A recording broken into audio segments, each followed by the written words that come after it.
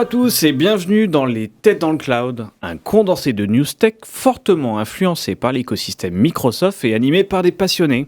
Alors je suis ravi de vous retrouver aujourd'hui. Aujourd'hui, épisode spécial, on vous l'avait annoncé la dernière fois. La dernière fois, c'était quand on avait fait le débrief de l'Ignite. Il y a de ça à peine 10 jours, Kevin en faisait partie. Pas mal d'annonces, on vous rappelle. On vous donne rendez-vous sur la chaîne YouTube pour revoir l'épisode qui avait duré à peu près 1h50, 2h. Donc bon courage, il est découpé après en short s'il y a des sujets qui vous intéressent. J'ai certains qui m'ont dit j'ai écouté que le début, c'était déjà pas mal. En tout cas, aujourd'hui, épisode spécial sur le sujet de la sécurité. Sécurisation de la donnée, sécurité du poste de travail. Et pour cela, on a de la chance d'avoir un partenaire de premier choix. Donc on va recevoir 3 nouvelles têtes aujourd'hui. Alors je vais commencer par présenter Claudia, quand même, qui me fait un plaisir d'être là parmi nous. Claudia, tu es consultante Modern Work. On travaille depuis des années ensemble. Ça fait longtemps qu'on essaye que tu puisses venir sur ce studio. On a réussi. Tu as fait le premier pas, donc félicitations. On sera gentil avec toi aujourd'hui, promis. Mec. Donc, et tu auras toute la place pour t'exprimer, bien évidemment. Et surtout, on va laisser nos invités se présenter. Donc, on a l'entreprise Orange Cyberdéfense qui nous fait le plaisir de se joindre à nous pour cet épisode spécial. Vous vous en rappelez, dans la thématique des têtes dans le cloud, il nous arrive très souvent d'essayer d'avoir des invités. On avait eu des personnes de chez Microsoft, des équipes data, on avait eu nos amis de chez Bleu qui nous avaient rejoints. On continue les thématiques aujourd'hui avec la thématique de la sécurité. Donc on va recevoir aujourd'hui Sébastien Delatin. Sébastien, bienvenue. Jonathan Equet, bienvenue à toi aussi. Merci. Ce que je vous propose, messieurs, pour démarrer, peut-être je vous laisse vous présenter. Dites-nous, globalement, pour ceux qui ne vous connaissent pas, qui vous êtes, quel est votre métier. Peut-être une petite présentation pour démarrer d'Orange Cyberdéfense. Alors, c'est vrai que la marque Orange est assez connue. Cyberdéfense, on voit tous à peu près ce que ça peut faire. Mais voilà, on va rentrer dans un monde qui est peut-être inconnu pour beaucoup. Ce terme cyberdéfense est assez impressionnant. Donc voilà, expliquez-nous un petit peu qui vous êtes, quel est votre métier, qu'est-ce qu'on fait quand on fait de la cyberdéfense. Et puis après, petit à petit, avec Kevin et Claudia, on ira sur le grand sujet de la sécurité de la donnée à l'heure de l'IA. Bien, merci de nous recevoir. Oui, Sébastien. Merci beaucoup. Et On est ravis d'être là. Donc Sébastien, je suis chez Orange Cyberdéfense depuis 4 ans. Je suis directeur d'un centre national d'expertise, un centre dédié à Microsoft, à la sécurité de Microsoft. Donc tu es au bon endroit. Donc, du coup, voilà, c'est bien. Ici, on ne parle que de Microsoft. Exactement. Tu n'es pas là par hasard. Et aujourd'hui, on a une équipe qui est environ 25 personnes, uniquement sur les sujets de sécurisation des environnements Microsoft Cloud. Donc Microsoft 365 et Azure. Parfait. Pour l'intro, je te redonnerai la main après pour parler un peu plus largement de Orange Cyberdéfense. Jonathan, dis-nous tout. Eh ben enchanté, content de passer de l'autre côté du micro pour Exactement. sommer le podcast. C'est ça. Nous ne sommes pas les avatars, on le rappelle. Il y a on est des vraies personnes. C'est ça. Exactement. Donc moi, je suis ingénieur cybersécurité dans les équipes de Sébastien et j'interviens principalement sur la partie Purview. Peut-être que ça parle à certains qui regardent. Donc sur la partie protection de la donnée, voilà. Parfait. En charge de la protection de la donnée, donc c'est une bonne introduction. Donc 2 premières questions un peu généralistes pour rentrer petit à petit. Alors souvent, nous, sur cette table ronde, en général, les sujets de la sécu, on n'y va pas trop.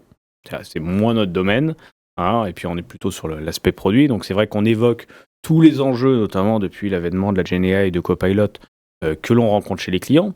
On évoque certains outils qui permettent d'y répondre. Parler de Purview, je pense qu'on va en parler pas mal aujourd'hui. Maintenant, voilà, quand est-ce qu'on fait... déjà, qui est Orange Cyberdéfense en tant qu'acteur du marché, et peut-être qu'est-ce qu'on fait quand on fait de la cyberdéfense aujourd'hui. Globalement, c'est quoi le métier, l'objectif d'un consultant en cybersécurité, notamment sur les sujets qui nous intéressent, mais petite intro un peu généraliste, je pense que ça fera pas de mal pour rentrer dans le sujet. Okay, ouais. Donc Orange Cyberdéfense, spécialiste pure player en cybersécurité, évidemment. On peut définir Orange Cyberdéfense sur 3 plaies. Un play plutôt conseil et audit. On a du consulting, sur des gens qui accompagnent nos clients, des RSSI, sur de nombreux sujets de type compliance, réglementaire. Ensuite, on a une deuxième entité qui est là plutôt pour de l'intégration et de la maintenance, sur des outils type firewall, sécurité périmétrique. Et une troisième entité qui est là pour surveiller les actifs de nos clients. Notamment un SOC, avec des analystes qui sont... Alors, tu peux peut-être définir ce qu'est un SOC. Un Security Operation Center. Voilà, donc une équipe dédiée. Une équipe dédiée ou mutualisée, surveiller donc les actifs de nos clients, donc les serveurs, les postes de travail, etc., le cloud. Et on adresse ce sujet-là pour tout type de clients, de TPE, PME, jusqu'au CAC 40. Tout le monde est à risque, globalement. Tout le monde est à risque. Tout le monde mérite d'être accompagné en sécurité. Donc on a un éventail très très très large en termes de métiers. Ça peut aller du pentester, le fameux pentester, donc des collaborateurs qui vont essayer d'attaquer le client, sous mandat évidemment, pour vérifier les failles et faire un audit approfondi. C'est un peu l'imaginaire qu'on a tous. Voilà. Pour nous, vous êtes tous des hackers. Voilà. Sur des hackers et vous essayez de rentrer partout. On est sur des hackers éthiques. Et on a aussi des chefs de projet, etc. Donc on a un éventail de métiers très très large. Que le quotidien, c'est les clients. C'est customer-centrique. Donc on reste dans ce monde du service, du conseil et de l'intégration d'outils spécialisés sur la sécurité. Alors tout client, tu le dis. Donc du coup, on va faire un petit focus aujourd'hui. Ce que vous couvrez, donc, ce sont les technologies Microsoft. Peut-être en introduction, quand on parle des technologies Microsoft sur la sécu, Microsoft a une offre, du coup. Alors, le BA pour jouer le jeu, mais j'imagine que Microsoft a une offre dédiée à la sécurité. Du coup, en termes de services, les mots-clés qu'on doit connaître pour ceux qui nous écoutent, qui ont plus l'habitude d'être dans le monde Office, dans le monde Azure, Power BI, etc., c'est quoi les grands outils chez Microsoft, les technos qu'on implémente quand on est intégrateur et dans le conseil sécu? Alors, j'ai juste ajouté, Orange Cyberdéfense, c'est de nombreux partenaires, des dizaines et des dizaines de partenaires, d'acteurs de la cybersécurité. Et donc, on a une entité, en effet, dédié à Microsoft. Voilà. Ce qui est bien le sujet qui nous intéresse ici, mais tu fais bien de le préciser. Tu vas aborder un peu le sujet sur les briques de sécurité. Ouais, pas de souci. Je pense même qu'on peut partager on a un petit slide, slide pour mettre un petit peu des images sur ce qu'on va parler. Globalement, ce qu'il faut retenir des outils de sécurité Microsoft, parce qu'on parle bien de ça. En fait, Microsoft, en plus de la suite collaborative, fournit un certain nombre d'outils, bien évidemment, pour les sécuriser. Donc, peut-être le plus connu, c'est celui qui va gérer les identités, pouvoir faire toute la partie IAM, pour ceux qui connaissent, gestion des accès, etc., qui est Entra, anciennement Azure AD. On en parle souvent. Voilà. Donc, qui est le premier niveau, on va dire le B.A.B.A. de sécurité chez Microsoft. Et ensuite, il y a... C'est ce qui fait que dans une organisation, j'ai un annuaire, des groupes, des rôles, des droits, et que n'importe qui n'accède pas à tout sur le poste de travail et sur les applications. Gouvernance, identité, côté cloud. Entra. Exactement. Voilà. Donc ça, une fois qu'on a mis ça de côté, on va avoir la partie, les outils de sécurité à proprement parler, qui est la suite Defender chez Microsoft. Vous avez plusieurs composants, on va peut-être pas rentrer dans le détail de chacun, mais globalement, c'est toute cette suite d'outils-là qui va faire la sécurité du poste de travail, de la suite collaborative, de vos mails, etc. Vous avez le fameux Purview, qui est intégré, on va dire, à Defender. On a des interactions, mais qui est une suite d'outils à part. En réalité, dans Purview... Comment tu définirais Purview? Parce que le fameux Purview... Ouais, en fait, c'est difficilement... Alors, il y a un abus de langage qui consiste à dire Purview est un outil. La vision, c'est plutôt que Purview est une suite d'outils. Dedans, on va retrouver la partie classification, DLP, gestion des risques utilisateurs, le DSPM, donc tout ce qui va être Data Security Posture Management, posture de protection de la donnée. Donc, il y a plein de briques. Pourquoi c'est difficilement définissable? Parce que ça bouge beaucoup. Ouais. On l'a vu avec l'Ignite là récemment. L'ancien Purview, le nouveau déjà, qui ont beaucoup évolué. Voilà. Officiellement, Purview, je crois que c'est 2021. Je dis pas de bêtises quand ça a été lancé. Donc voilà, ça a évolué énormément. Donc ça se cherche encore, je trouve, sur où sont les frontières finalement de cet outil-là. Donc tu as Defender, Purview. Ouais. Et identité Entra. Voilà. Et pour chapeauter un petit peu ça, pour rejoindre nos activités de supervision, on va avoir l'outil Sentinel, qui est un SIEM globalement. C'est vous avez un puits, vous collectez tous les logs et vous faites de la corrélation pour savoir si une suite d'événements est une alerte de sécurité ou pas. Voilà. Et je vais ajouter, on a aussi des outils qui protègent la partie cloud, donc Azure, GCP, AWS, donc Defender for Cloud. Un outil à part. Donc il faut essayer de séparer les environnements. Donc on a les environnements M365, sur lesquels on va positionner les Defenders. Et on a les environnements Azure, c'est qu'on a Defender for Cloud.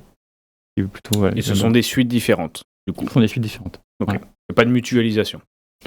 La corrélation, évidemment, et tout ça est saupoudré de threat intelligent, donc la connaissance de la menace, et saupoudré aussi de machine learning et d'IA. On en parlera juste après. Okay. Donc ça, on comprend que Microsoft a une offre qui est certainement adaptée au marché. En tout cas, c'est ce qu'on vendrait chez d'autres éditeurs. Globalement, c'est ce qu'on se dit. Donc la partie identité, SIEM. Est-ce qu'il y a sur ces 4 briques, est-ce qu'il y a l'une des briques sur lesquelles Microsoft est plus leader? Par exemple, l'identité, on peut se dire tout le monde a un Active Directory. Ils sont tout seuls ou il y a d'autres gestionnaires d'identité? La partie Entra est majoritaire. L'Entra est majoritaire chez nos clients. Je pense qu'on est à 98-99% des clients qui possèdent au moins un Entra. Okay. Et là où globalement Microsoft est un acteur plus nouveau, ce serait quoi? Pour comprendre par rapport à ce marché historique qu'est la Sécu.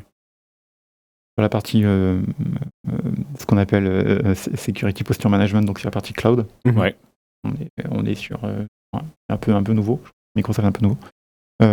Et sur la partie data protection, c'est un sujet qui est ancien, mais Microsoft arrive sur le tard, on va dire, avec la suite Purview.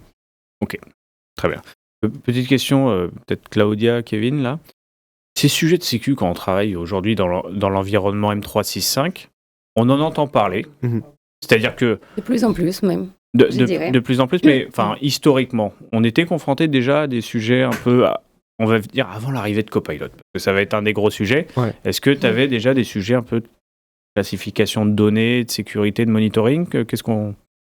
Avant Copilot, il y avait un petit peu, mais pas tant que ça. Il y avait des sujets de gouvernance, il y avait plus de archivage, stockage, il y avait plus de... Bon, c'est vrai qu'on traitait pas autant le sujet des sécurités. Et aujourd'hui, on est plus dans la sensibilisation vraiment à partir de Copilot. C'est là que ça fait un peu le boom. Quand on s'était dit, c'est important, en fait, il faut qu'on en parle, il faut qu'on puisse en parler.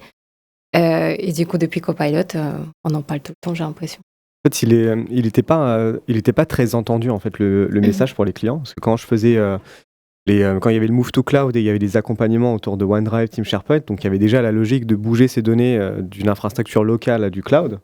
Donc il y avait déjà cette première étape. Donc il y avait déjà des inquiétudes en termes de sécurité. Mais ma donnée, est-ce que mon entreprise va l'avoir? Est-ce que ça reste vraiment personnel dans mon OneDrive et tout? Donc il y avait ce sujet un peu classique à adresser. Et ensuite venait l'histoire du partage. Et nous, dans les accompagnements, on leur disait attention, quand vous partagez, vous êtes responsable de la portée de votre partage. Donc partager individuellement, pas toute l'organisation. Donc on expliquait aux clients de désactiver par exemple le partage à toute l'organisation, ce genre de choses. Mais on avait quand même des utilisateurs par habitude ou parce que ils trouvaient qu'à l'époque OneDrive, Team SharePoint, c'était un peu compliqué tout ça. Le partage, c'était plus facile d'envoyer vers WeTransfer, par exemple. WeTransfer ou Dropbox à l'époque, G-Drive, tout un tas de choses pour lesquelles ils avaient l'habitude. Donc on avait beau leur dire attention, il faut sécuriser. En fait, on peut pas compter uniquement sur l'adoption. Parce que l'adoption, c'est une chose, mais en sécurité, on ne peut pas compter exclusivement sur la confiance que tu as vis-à-vis de tes utilisateurs en disant « je les ai formés, ça va bien se passer, il ne va pas y avoir de problème ». Il y avait déjà ça. Et en fait, c'est vrai que comme Claudia le disait, là maintenant Copilot est arrivé, on leur disait les messages que je poussais, moi déjà il y a plus de 10 ans, en leur disant vous savez, vous allez sur Microsoft365.com, le moteur de recherche, vous tapez salaire, il y a des choses qui vont remonter, ça c'est sûr. Nous, on parle souvent ici de l'arrivée de Delve. Exactement. À l'époque, Delve qui a complètement exposé beaucoup d'infos en fait, non classées, partagées de manière un peu trop ouverte, etc. Et où tout le monde a vu ce petit explorateur arriver en disant mais pourquoi... Et du coup, le réflexe des clients, ça a été on coupe Delve. C'est ça, exactement. Ok, très bien. Ça règle pas le souci, mais c'était ça. Et là, avec Copilot, c'est un des premiers outils où les utilisateurs, ils ont pas vu ça comme une contrainte. Ils avaient envie parce que du coup, ils avaient goûté à ChatGPT. Ils ont dit c'est super ChatGPT dans l'entreprise. On leur dit mais vous savez que là, toutes les petites failles qu'il y avait, ça devient des cratères parce que là où il fallait savoir que Delve existait ou que le moteur de recherche Microsoft existait, là vous tapez en langage naturel et ça peut remonter et là vous allez avoir des très mauvaises surprises. Et c'est là où c'était beaucoup plus... c'est comme ça qu'on s'est rencontrés aussi. Globalement, ce qu'on dit, c'est que c'est un sujet pas nouveau. Non. Qu'on traite quand même depuis longtemps, peut-être avec moins d'outils. Si je devais le formuler en une question assez simple, c'est qu'est-ce qui a changé? Qu'est-ce qui a changé par rapport à ce qu'on faisait déjà avant? Non, juste revenir sur la genèse, en fait. On a fait la migration en masse. et elle est un peu dans l'urgence parfois. Ouais. Vous le savez, je pense mieux que moi. En fait, on a mis sous le tapis la partie classification, etc., etc. Donc là, Notamment Covid. bon, J'imagine, Covid, quand tout le monde a basculé, l'activation. pas eu le temps de faire de la gouvernance. Hein. Il faut Donc, Teams. un peu en mode dirty, allez, c'est Ouais. parti. Quick and dirty. Et donc on clique dirty, etc. Et on a donc une dette technique, une dette qui est assez importante sur la partie classification Ok. et protection des données. Et donc là, ce qui arrive, c'est qu'on a pour moi, il y a 2 points qui ne sont pas forcément liés, mais on a la multiplication de la fuite des données chez nos clients, enfin chez des clients, des grosses entreprises. Puis De données liées au monde cloud ou liées au monde on-prem? Non, fuite de données de façon un peu Générique. générale. On est sur des sujets qui sont assez anciens, mais là, les sujets fuite de données sont sur le devant de la scène avec la médiatisation notamment de gros acteurs. Chaque semaine, on a les Chaque grands semaine, noms, voilà. Ça, c'est un premier presque point. compte en millions. Et Et tout le monde se dit, ok, là, il y a un problème. Deuxième enjeu, c'est l'arrivée des modèles de langage a mis en lumière des défauts qui, au début, étaient des tout petits problèmes, maintenant Petites que c'est failles, ouais. des cratères énormes. Et donc, exactement ce pourquoi nos clients nous appellent, c'est ok, qu'est-ce que je fais avec mes données maintenant qu'on a Copilot et qu'on a mis en place, qu'on a de l'usage de l'IA générative dans ce contexte. Donc c'est vraiment les deux enjeux. C'est la partie vraiment data breach de nos clients et puis l'arrivée de... Et alors, pour vous, les clients, et fonctionnellement, tu vois, Claudia, ils ont peur parce qu'on se rend compte que l'IA qui est arrivée, c'est un super moteur de recherche qui a accès à tout, ou ils ont peur parce que c'est une IA par définition. Côté intelligence artificielle qui naviguerait et je sais pas, Jonathan, ce que... Ouais, en fait, c'est un sujet qui est... Quand je vais chez les clients, des fois, j'ai des gens un peu sympathiques. Ils ont plus peur d'un déploiement copilote qui accéderait aux fiches de salaire des dirigeants, etc., que d'une fuite externe. Ok. Ce qui est fou à l'heure où ça fuit dans tous les sens. Mais c'est là où on voit que l'IA a été un vrai déclencheur en fait de cette prise de conscience de il faut classifier ma donnée, il faut limiter les partages, vous l'avez bien dit, hein, sur SharePoint par défaut c'est quand même très ouvert. Faire des liens anonymes. Donc, c'est-à-dire vous partagez, mais vous ne savez pas trop à qui, n'importe qui a le lien récupère l'information, c'est un peu gênant. Et donc c'est la principale préoccupation de nos clients sur ces déploiements IA, parce que compliqué de dire aux utilisateurs dans un premier temps, ChatGPT il est dispo partout chez vous, mais pas chez nous, globalement. Hein. Donc il y avait ce sujet qui est venu, mais vraiment sur du partage interne en fait. C'est principalement ça qui a lancé le sujet. Purement un aspect sécurité, Plusieurs accès à la donnée. Ouais. C'est ce que tu ressens, Et même Claudia, aussi la gouvernance des données, parce qu'il faut parler aussi de la qualité des données. Nos données, ils sont structurées d'une manière, un petit peu à l'ancienne. Et du coup, on a des dossiers, sous-dossiers, sous-dossiers, sous-dossiers. Déjà, pour trouver une information, c'est un problème.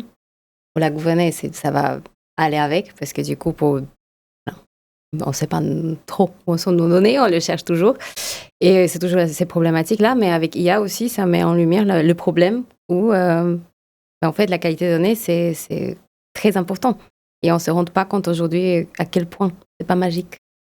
Il faut que nos données soient en doublant, que voilà, la donnée, on en peut-être parlera tout à l'heure avec PureView aussi.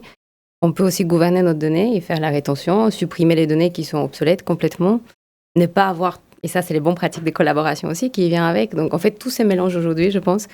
Parce qu'aujourd'hui, c'est plus possible d'avoir 3000 versions de même fichier partout. Tu fais bien de le dire, parce que c'est vrai que c'est souvent le double sujet qui arrive. Et tous ces sujets, c'est la peur en fait, de la fuite de salaire, le salaire du patron qui se retrouve exposé par hasard. Et c'est aujourd'hui, on est dit, mais comment on s'assure de la qualité de ce qu'on a? Est-ce qu'on sait auditer ce qu'on a dans des gros SharePoint? C'est ça. Et alors j'ai un client qui me disait hier qu'ils avaient tellement de sous-dossiers qu'à un moment, il y a une limite dans parce que tu as la taille de l'URL. Parce que tu as la taille de l'URL. Ils sont bloqués par Copilot qui ne peut pas aller à la racine. Oui, tout à fait. En fait, pour rebondir à ce que Claudia disait par rapport à la qualité de la donnée, en fait, il y a pour beaucoup, de notre côté, ils sont plus à l'écoute sur la partie sécurité, mais pour beaucoup d'utilisateurs qui se plaignaient sur les résultats que donnait Copilot, en fait, quand tu leur posais la question de « mais aujourd'hui, toi, je te mets dans ton Teams ou dans tes SharePoint, est-ce que tu es capable de me dire, là, quel est le bon document ?» En fait, c'est très difficile si toi-même, tu n'arrives pas à qualifier ta donnée, à la cadrer correctement, et tu connais pas toi-même ta donnée, qu'une IA générative qui vient comme ça dans ton écosystème, vraiment très global, qu'elle sache mieux que toi sur cet aspect-là. Et c'est vrai que ça a été un effet secondaire, je trouve, de la partie sécurité, de ces enjeux de classification. Et comme disait Claudia, sur la partie qualité, quoi. Aussi. Mais là où, il y a quelques années, tu avais besoin de rechercher un document. Ton utilisateur, il a besoin sur SharePoint ou Delve. Et il essaie de trouver le document. Il va pas le trouver tout de suite, ou il va pas le trouver tout court. L'IA, copilote, Elle trouve. le trouve. C'est ton bras armé, puissance 1000. Tu as besoin d'une information. Si elle est en libre accès et si le moindre petit sous-dossier a le droit d'accéder au document ou à la ligne qui est spécifiée, c'est bon. Il va te l'apporter. Ça, c'est un enjeu majeur. C'est-à-dire que je fais une recherche, j'ai le résultat instantanément. Oui, parce que c'est ça que Delve, on fait la comparaison, mais c'était plus l'effet remonté dans l'interface où on voyait des choses, un tel à partager qui a impressionné tout le temps. Compte. Le moteur recherche n'était pas allé au niveau de ce qu'on fait aujourd'hui. Sur SharePoint, c'est pareil. Quand tu fais une recherche classique, c'est pareil.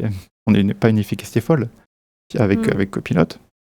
Tu fais ta recherche, tu dis donne-moi les enjeux stratégie pour 2026. Il va te parcourir tes fichiers, il va te donner les bons documents. Et c'est là que tu as la fuite silencieuse de copier-coller. L'utilisateur, il n'est pas conscient que peut-être les données qu'il utilise, qu'il a reçues grâce à Copilot, ils sont confidentiels, mais je veux copier-coller, utiliser ces données-là sans aucune contrainte, en fait, si on n'a pas mis en place les outils pour le faire, parce que ça existe, bien sûr. Et du coup, je fais copier-coller, divulguer cette information-là, alors qu'elle était peut-être confidentielle, importante. C'est aussi... C'est intéressant ce que tu dis, la notion de fuite silencieuse. C'est vrai qu'on voit toujours ce qu'il y a dans les médias, la grosse base de données qui a été extraite, etc. Mais tous les jours, finalement, on met à défaut des entreprises juste parce que l'info ne devrait pas sortir. Et surtout, côté écosystème Microsoft 365, les utilisateurs ont du mal aussi à définir ce qu'est une donnée. En fait, généralement, ils associent la donnée à un fichier. Sauf que dès lors où tu es en copie d'un email, dès lors où tu as été participant d'une réunion, dès lors où tu as été, on t'a partagé, voilà. Et en fait, comme le scope de Copilot grossit de plus en plus, à la base, c'était pour rappel que les documents des fichiers des personnes. Sauf que maintenant, par les personnes, tu as accès aux documents, aux réunions, les composants loop, les pages SharePoint, les listes SharePoint, maintenant ça arrive aussi, les bloc-notes, en fait, tout finalement média où tu saisis une information. Donc dès lors où c'est en libre accès, comme tu dis, parce que ça a été partagé accidentellement à toute l'entreprise, Copilot s'en fiche, parce que lui, techniquement, il y a accès. Presque tu es censé y avoir accès. Tout va tellement vite que les utilisateurs, finalement, ils sont perdus. Ouais. Donc globalement, ce qui se passe, on reprend un peu l'histoire, arrivée de Copilot, du coup, annonce, tout ça. Microsoft, qui était à l'époque dans une stratégie quand même d'aller en mettre le plus possible un peu partout. Désolé nos amis de Microsoft, mais c'est vrai. Un petit peu ça au début. On a revu les sujets d'usage et d'adoption après, on en a pas mal parlé. Et globalement, on s'est rendu compte, du coup assez rapidement, que tout client entreprise qui n'avait pas mis en place sa gouvernance et à minima sa partie identité, on se dit, du coup, correctement, s'est retrouvé dans une situation où ils n'ont pas pu accélérer sur Copilot à cause de ça. Du coup, la question du coup, c'est quelle est la réponse de Microsoft face à ça? Donc, on a évoqué Purview. Tu le disais, Jonathan, qui est dur à définir en tant que produit. Oui, mais quand même qui était présenté en tant que prérequis pour ouverture à grande échelle des copilotes. Qui était déjà annoncé à l'époque en prérequis. Ok. Il poussait un peu. Purview n'était pas nouveau, existait déjà avant Copilot, ce qu'on se disait. On l'avait côté Azure aussi, sur le Lineage, etc. On l'avait côté M365. Ça avait déjà pas mal de choses. En quoi Purview aujourd'hui est la bonne réponse à ces problématiques-là? Et la question qu'on va traiter, je pense, là, sur les échanges d'après, c'est est-ce que c'est la réponse à tout?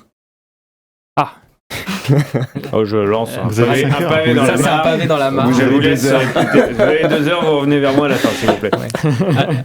Déjà, pourquoi est-ce que Microsoft présentait Purview comme un prérequis, tu le disais Claudia, au déploiement de Copilot? C'était, je parlais un petit peu en intro, de la partie classification. Okay. En fait, côté Microsoft, vous pouvez appliquer des étiquettes de confidentialité sur vos documents. Alors, les classiques, public, interne, confidentiel, secret. On peut jouer autour de ça, mais globalement, c'est un petit peu on peut rajouter des niveaux, bien sûr. Voilà, des groupes, on peut avoir des cas d'usage un petit peu précis, forcer du chiffrement, voilà. On peut jouer avec. Et en fait, Copilot, il comprend ces labels.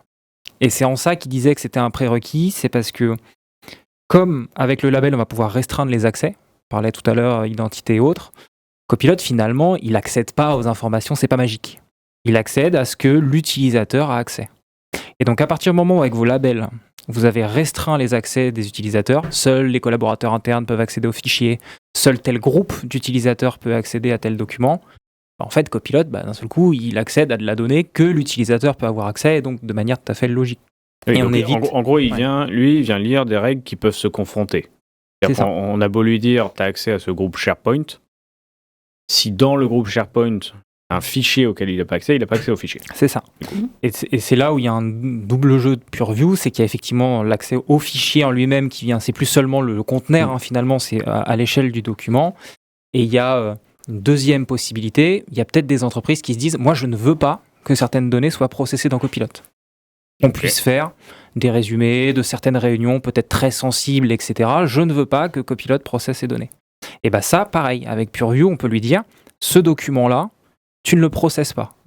Quand tu dis tu ne le processes pas, ça veut dire que quand il va faire sa recherche, il ne passera pas dessus.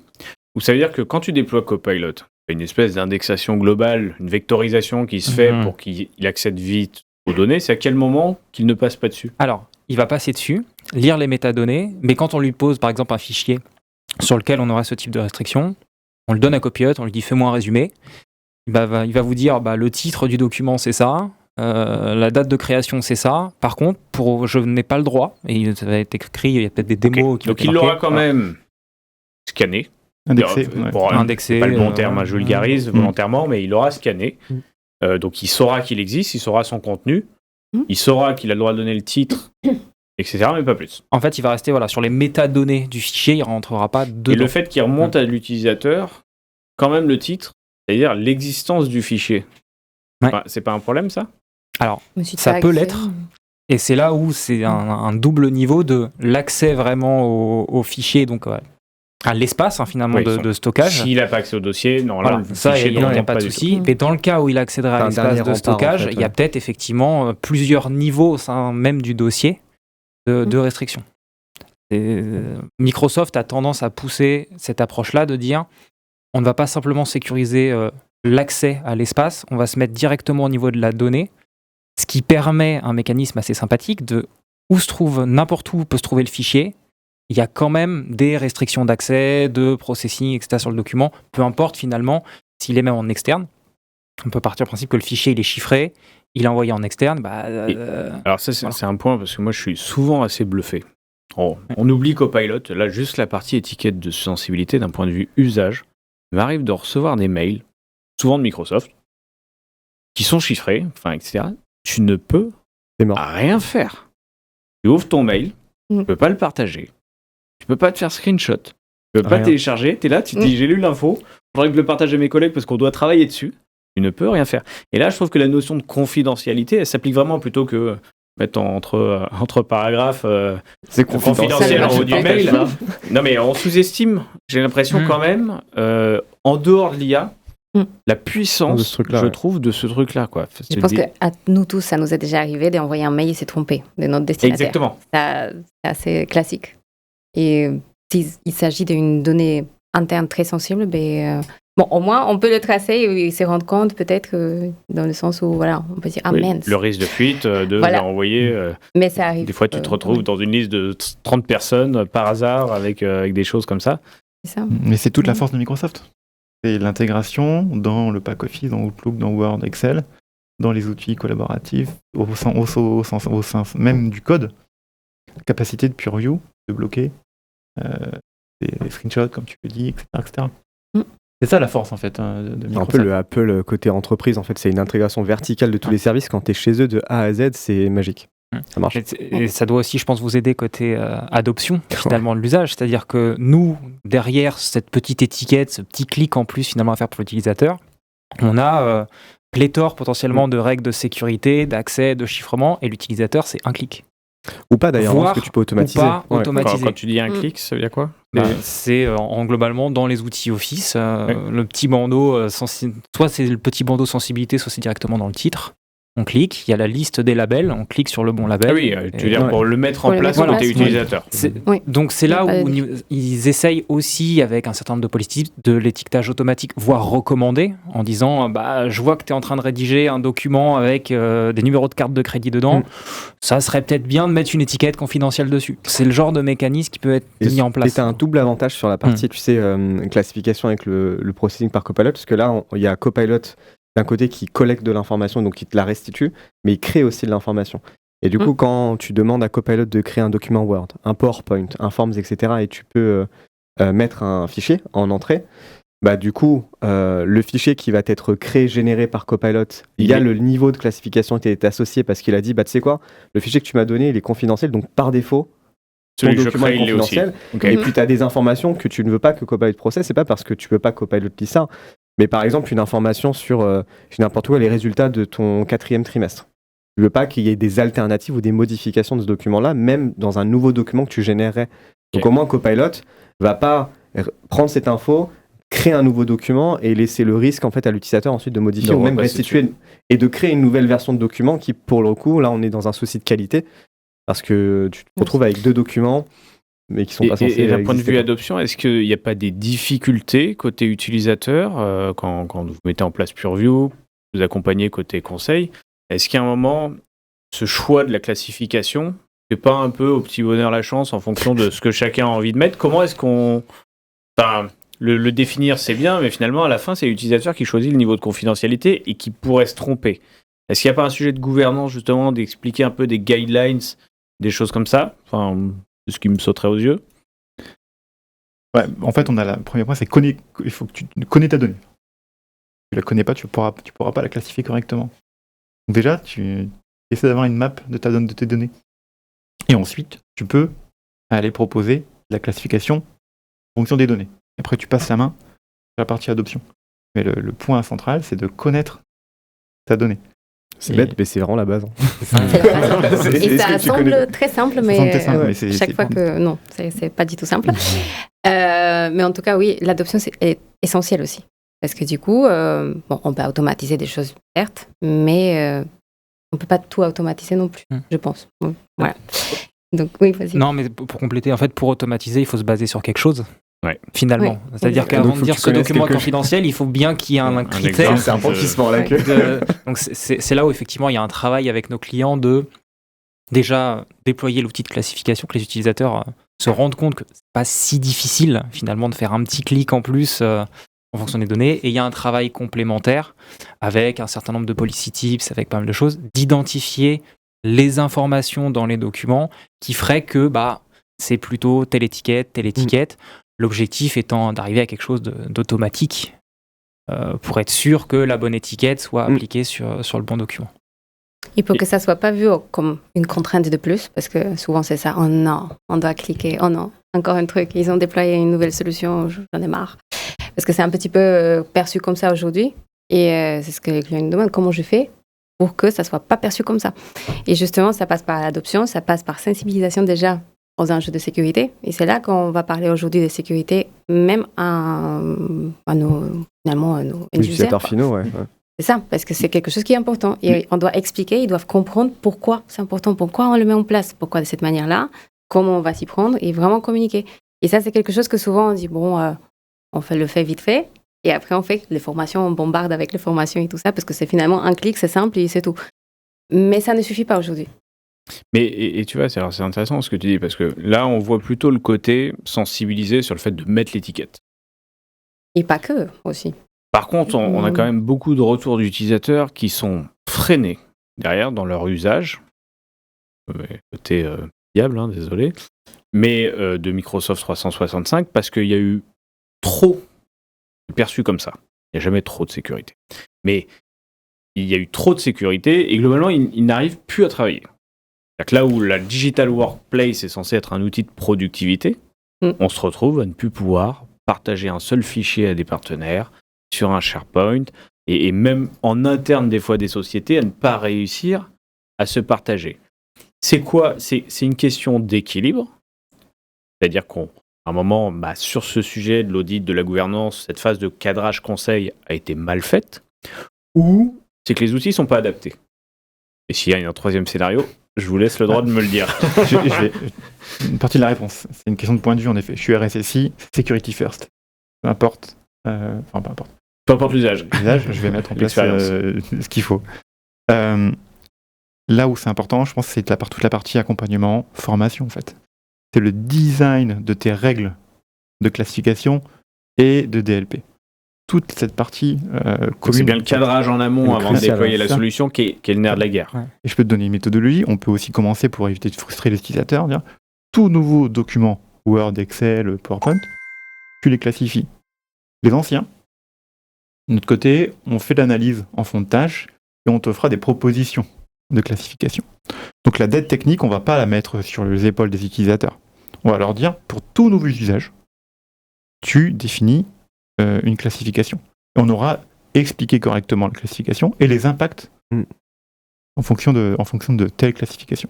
Mais c'est le design, vraiment des règles de DLP, en fait, qui est pour moi clé. Pour compléter un petit peu cette partie-là, le design est important, et bon, on en discutait avec Claudia, etc., avec vous. Il faut intégrer le métier rapidement, en fait.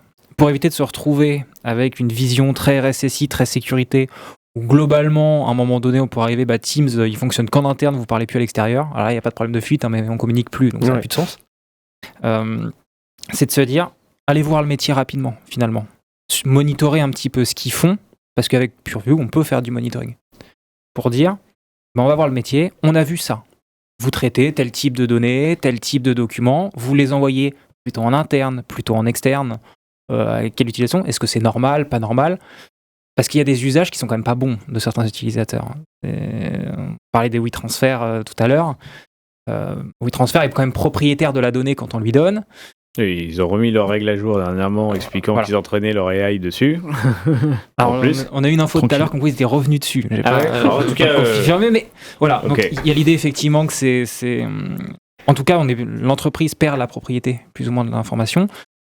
Et cet usage-là, il n'est pas bon. C'est-à-dire qu'il n'y a aucun scénario dans lequel c'est un bon cas d'usage. On peut avoir un partage SharePoint, on peut avoir beaucoup de choses. Donc il y a une notion d'encadrement des usages. L'intérêt de PureView là-dessus pour encadrer les usages plutôt que de bloquer de manière définitive, c'est que les règles de DLP, donc protection de perte de la donnée, avec ses labels, Data Leak Prevention, alors là, ça dépend. Nous on est plutôt loss. C'est pour ça, tout dépend un peu des définitions. L'idée c'est de se dire, on peut dire, peut-être que je ne vais pas bloquer d'un point de vue réseau l'accès à cette application, mais pour tel type de données ou tel document, là ça ne va pas être possible. Et on peut avoir cette granularité avec l'outil de dire, on ne va pas bloquer de manière globale, on va, selon le cas d'usage, dire, là, je ne peux pas me le permettre, en fait. Oui, on peut même demander la justification, ça plaît pas mal. Parce qu'on ne bloque pas, mais il y a une petite popine qui apparaît, et dit, attention, tu es en train de faire une bêtise.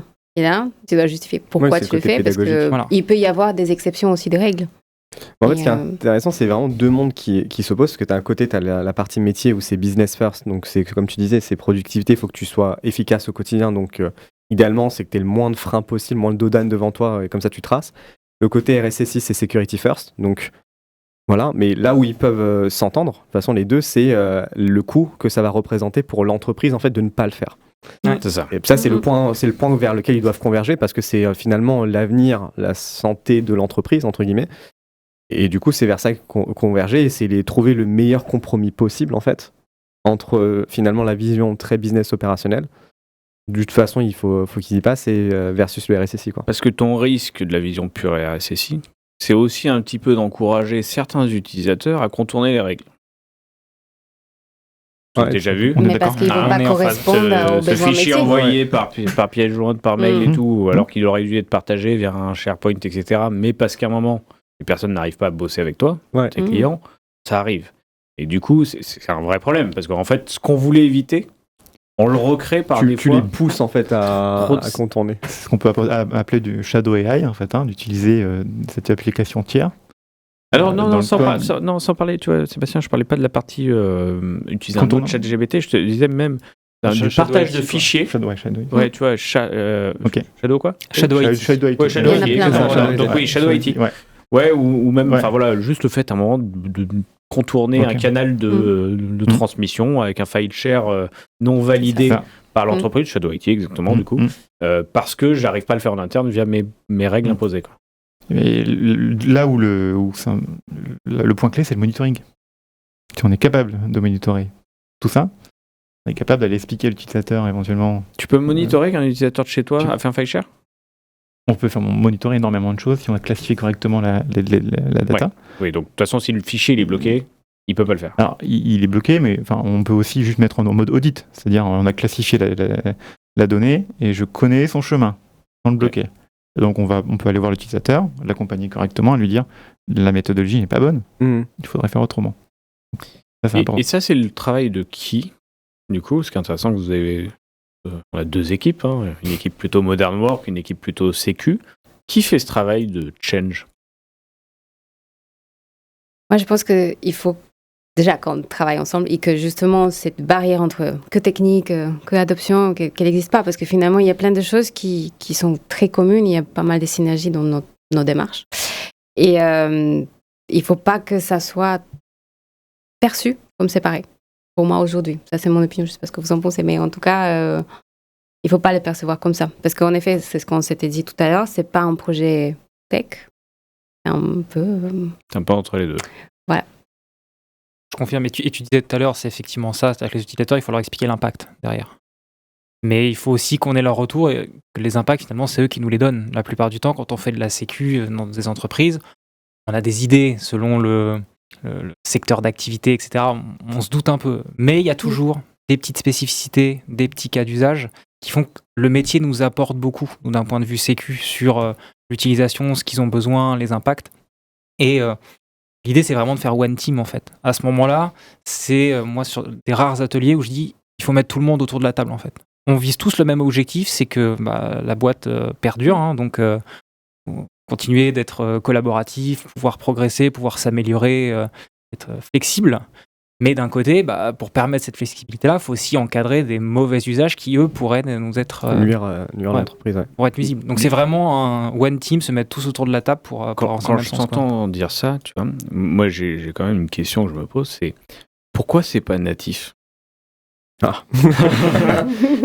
Non, tu vois, vu l'enjeu que ça représente pour l'entreprise autour de la productivité, pourquoi, et alors c'est le challenge un peu, et votre position m'intéresse, en tout cas votre vision sur le sujet.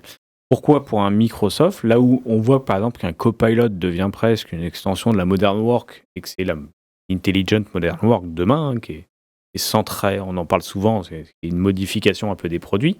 Pourquoi la sécu, si c'est Secure First aujourd'hui, et d'ailleurs je crois que c'était un des mots d'ordre de Microsoft au plus haut niveau, Microsoft, un des 3 Security by Design. Pourquoi c'est pas natif dans M365 ? J'ai en tout cas, j'ouvre le... J'ai 2 débuts de réponse pour ça. La première, c'est que Microsoft va te dire si c'est natif avec de l'E5. Ok. Déjà, avec le ME5. Alors, mais c'est pas aussi binaire parce que toute entreprise en fait ne va pas prendre une licence ME5, il faut être réaliste. Donc quand tu as ME5, tu as PureView intégré. Tu as pas mal de couches de sécurité intégrées. Tu pas tout, mais intégré et non installé. Non installé. Non activé. Voilà. Il y a quand même de travail. C'est ça, il y a du taf. Mais au moins tu as les briques. Quand je dis natif dans le produit, t'as la boîte. Ça y est. Tu as la boîte, tu dois l'ouvrir et tu dois sortir les trucs. Et après, de l'autre côté, je pense que Microsoft se sont rendu compte aussi en termes de discours que ça, c'était pas un argument qui pouvait tenir pour s'ils veulent toucher toutes les entreprises. Et la suite, déjà, Microsoft 365, en standard, s'est étoffée depuis l'arrivée de Copilot. Ça, c'est un des effets bénéfiques. Au début, côté M365, nous, en tout cas, d'un point de vue de change, ce dont on avait accès essentiellement, c'était la portée des partages sur OneDrive, Teams, SharePoint, par exemple, est-ce que tu autorises les externes, pas externes. Donc c'était un peu limité, tu vois, sur cet aspect-là, mais avec l'arrivée de Copilot, tu as eu SharePoint qui s'est blindé quand même, avec SharePoint Advanced Management, par exemple, qui t'offre déjà des outils d'auditing pour savoir si tu as des problématiques d'oversharing. Okay. Tu as ensuite, quand Microsoft s'est rendu compte que Copilot remontait tout un tas de données qui étaient peu qualitatives ou peu sécurisées, il y avait la partie Restricted SharePoint Site, donc RSS, qui est arrivée, qui te permet de whitelister des sites SharePoint pour lesquels tu es plutôt sûr, tu te dis ok, ça me va. Donc ils ont quand même, de manière un peu granulaire, rajouté des choses en standard. C'est pas zéro sécu. C'est des rustines. C'est des rustines, clairement. Mais au moins, t'as un monde un peu plus gris versus, en fait, t'avais rien. Pas grand-chose. Je vais compléter ton propos. En fait, en effet, Microsoft met petit à petit des couches de sécurité, enfin de ce qu'on appelle les security baseline. Ouais. Donc sur les briques que tu as achetées dans tes licences Microsoft 5, tu as déjà des bases, une security baseline de sécurité. Donc ça, c'est le premier point. Donc by design, par défaut, c'est pas encore ça, mais on y arrive. On y arrive.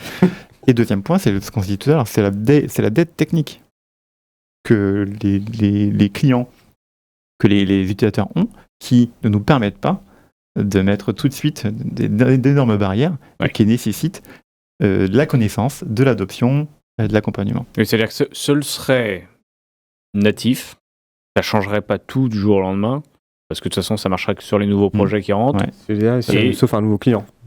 Oui, nouveau client qui s'ouvre, une nouvelle entreprise, 365. C'est le rêve. Ah bonjour, j'ai ME5, je suis en train de créer ma boîte, mettez-moi J'ai tout à faire. Et en fait, tes utilisateurs, tu vas les recruter, ils vont venir chez toi, ils ont déjà en fait toutes les règles mises en place, il n'y aura pas de dette technique, ce sera hyper simple. Et la dette technique, ça va très vite. Cette société. Si vous vous reconnaissez dans ces mots, et la dette technique, mine de rien, ça va très vite. C'est des Teams publics, des SharePoint qui ont été ouverts publiquement ou qui ont été partagés à toute la boîte, des OneDrive. Ça va, un mail en CC, tout va vite. Un mail en quoi ? Tu te mets, des fois tu envoies un mail, tu as peur de louper des personnes ou de vexer des personnes, donc tu mets la terre entière en copie. Ouais. Sauf que les gens se rendent pas compte qu'au final, quand tu réponds, et tu rajoutes de nouvelles personnes, en fait, tu as des personnes qui n'étaient pas censées voir peut-être les échanges qu'il y avait avant, mais tu as accès à tout. Et Purview gère ça, les échanges d'avant en mail, d'ailleurs ? Alors, t'en parlais tout à l'heure un petit peu de leur manière de faire. Quand tu reçois certains mails de Microsoft, tu peux pas forward, tu peux pas répondre. Tu peux pas rajouter en fait. Voilà. Donc, si la boucle de mail était bien configurée au départ, en théorie, tu peux pas rajouter derrière d'informations, sauf le propriétaire. Mais le propriétaire garde la main sur sa dossier. C'est ce qu'il faut dire. C'est-à-dire que sur les labels qu'on posait quand on crée un fichier, on reste propriétaire de son document avec les full droits. Donc, tu ne masques pas les historiques précédents, mais tu peux empêcher d'ajouter de nouvelles personnes qui n'auraient pas été autorisées par le sender. Par le sender originel. Voilà. C'est un peu ce que Claudia disait, c'est une question d'adoption. Parce que d'un côté, vous allez mettre toutes les digues possibles en termes de sécurité avec le meilleur compromis trouvé entre les RSSI et le métier. Après, c'est une question d'usage, et en fait, le système que vous allez mettre en place, c'est de le rendre le plus human-proof possible, mais à la fin, c'est l'humain qui fait l'action initiale. Donc c'est à lui d'être sensibilisé. Ce ne sera jamais magique. Il y a forcément un rôle qui est propre à chacun. Et on parlait de security default, je rebondis. Toute petite branche, c'est l'identité. L'identité, c'est la base de la sécurité sur les tenantes M365 et Azure. Donc, si tu n'as pas géré ton identité, c'est déterminant en fait de gérer l'identité, le MFA. Je parlais de choses basiques, mais encore de nombreux utilisateurs qui ne sont pas sous MFA. C'était pas activé par défaut, non, maintenant Et voilà, mais c'est activé par défaut, mais c'est contourné de nombreuses façons. Des règles d'accès conditionnel, c'est-à-dire je me connecte depuis Lyon dans mes bureaux et j'ai le droit uniquement d'accéder à tel SharePoint. Ça, ce sont des règles à mettre en place avant de connaître la donnée classifiée, etc.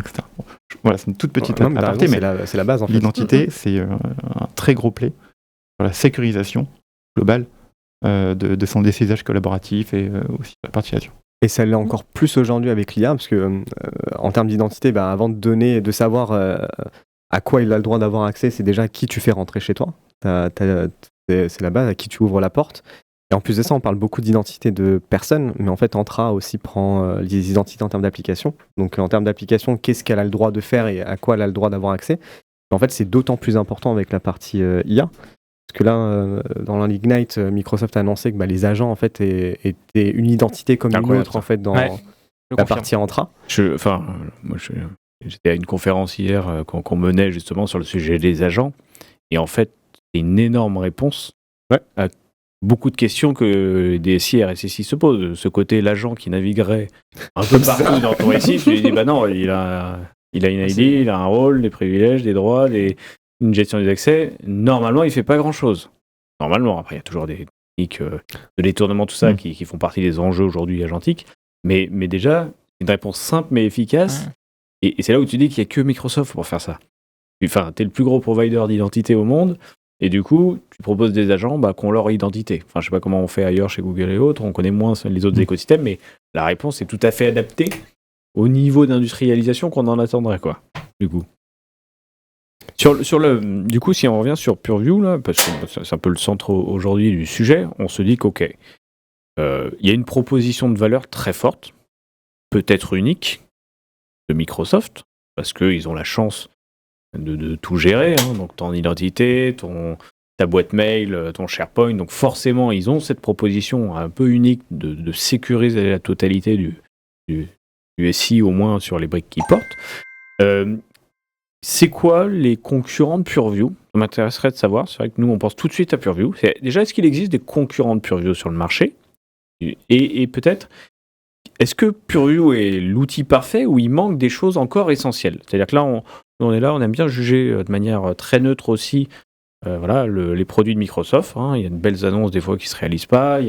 Marketingement, il y a des choses, des promesses qui ne sont pas encore là. Comment est-ce qu'aujourd'hui, quel est votre regard sur PureView ? C'est-à-dire, qu'est-ce que vous expliquez à vos clients, ce qu'il comprend, qu'il ne comprend pas encore, qu'il devrait... Enfin, ça m'intéresserait d'aller sur ce chemin. Le scope produit et son positionnement sur le marché, on peut en parler. Je vais prendre.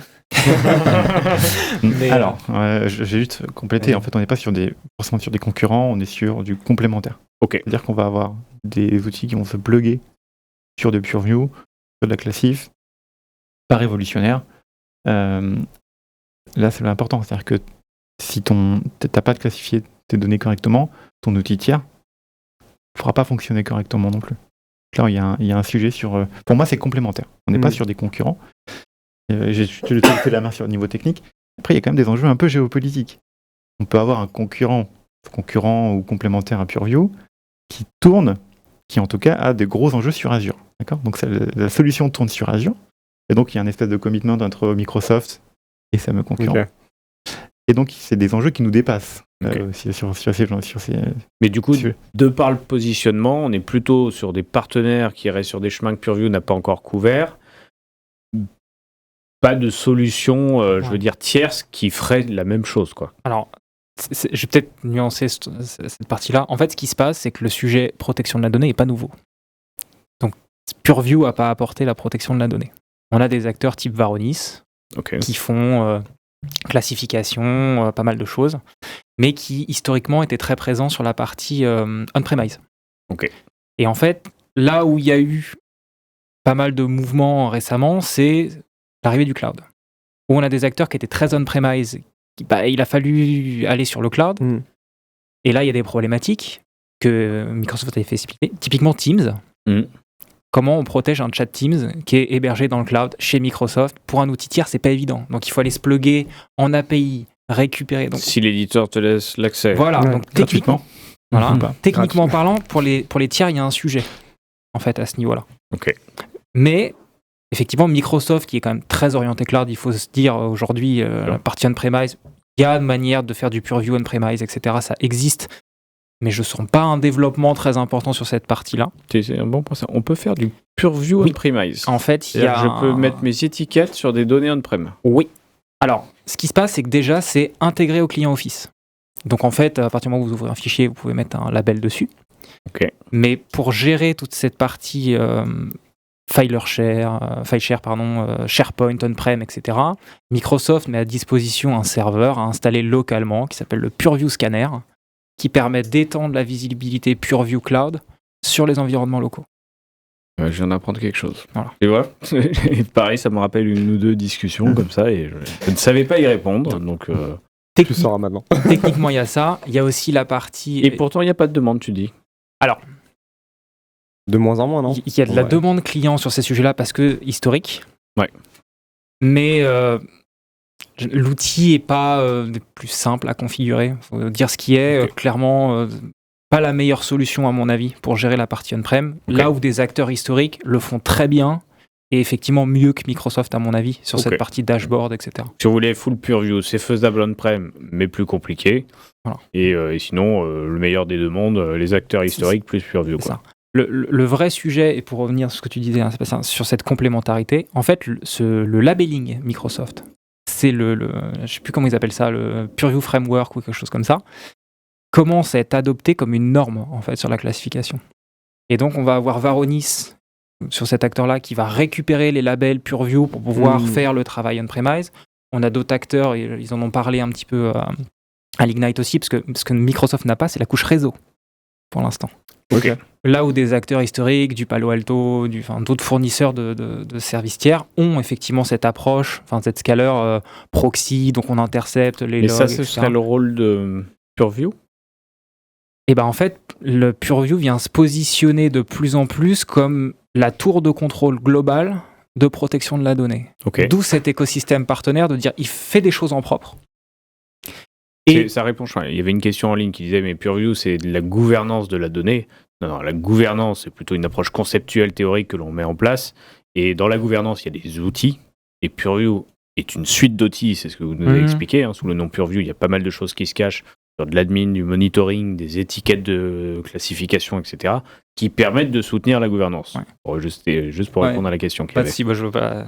Mais en fait, une Purview vient se positionner effectivement comme un outil de gouvernance. On va avoir le DSPM qui va faire du scan, faire des rapports potentiellement avec le SharePoint Advanced Management. Il y a trop de partage en externe, etc. Mais il y a aussi la partie effectivement outils de sécurité, règles de sécurité en propre.